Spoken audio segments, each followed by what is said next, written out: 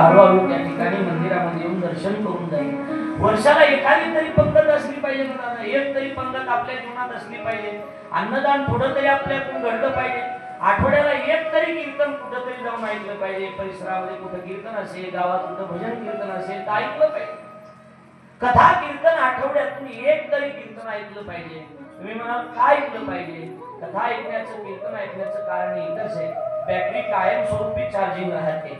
नाहीतर मग ती नाही चार्जिंग केली की हळूहळू चार्जिंग उतरत असते आणि एक दिवस बॅटरी काय होत असते, बंद पडत असते. म्हणजे ही सुद्धा चार्जिंगच आहे. कुठंतरी जाऊन कीर्तन ऐकलं की अजून चार्जिंग होते.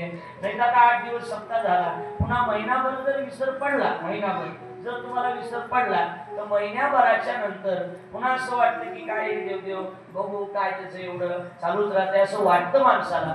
पण पुन्हा जर तुम्ही ऐकत असाल, पुन्हा पुन्हा जर ऐकत असाल तर मला असं वाटतं की तुमच्यामध्ये ती संस्कार रुजवले जाणार आहे आणि तुमच्या मुलावर सुद्धा ते संस्कार रुजवले जाणार आहे. असंच आहे, तुम्ही जसं वागताय तसे मुलं वागत असतात. परवा एक जण म्हटला, महाराज आमचा मुलगा खूप दारू पितोय म्हणे, खूप दारू पिते म्हणे. म्हटलं कधीपासून प्यायला लागला? आम्ही 6 महिने झालं दारू पितो म्हणे, मला काल कळालं. म्हटलं 6 महिने झालं दारू पितोय? हा, तुम्हाला कधी कळालं? काल कळालं म्हणे मला, काल. म्हटलं कसं काय कळालं?